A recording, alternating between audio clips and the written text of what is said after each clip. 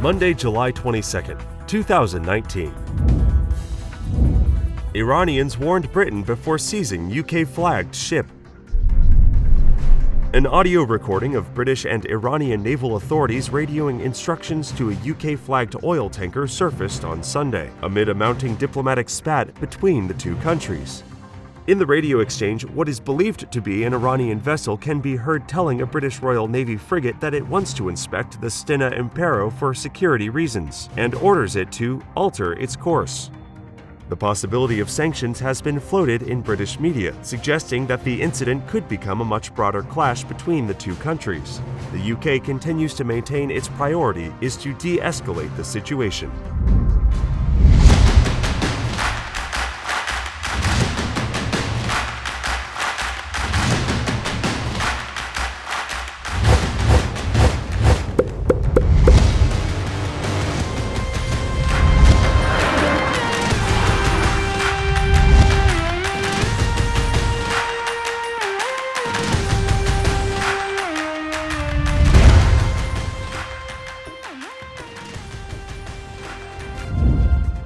An Israeli minister boasted that his country was the only one that, quote, has been killing Iranians, after tensions between Britain and Iran rose in the Gulf.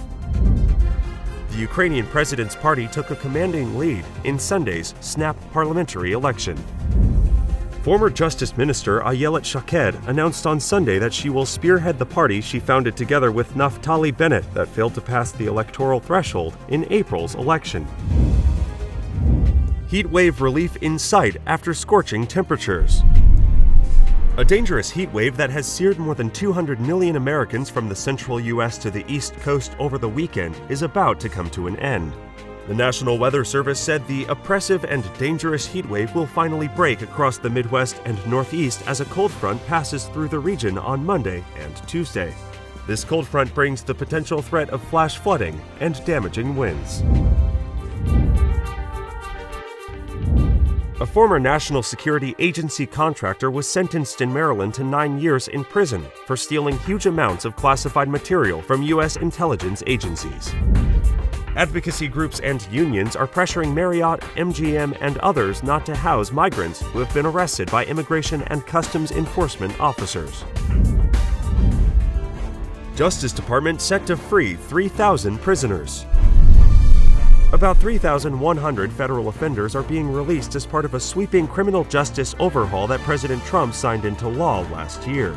The measure, known as the First Step Act, is a major revision of the nation's sentencing laws that aims to undo the tough-on-crime policies of the 1980s and 90s that disproportionately affected minorities and filled prisons with nonviolent offenders. The Justice Department has begun implementing key aspects of the law, which expands job training and other programs designed to help offenders transition back into their communities.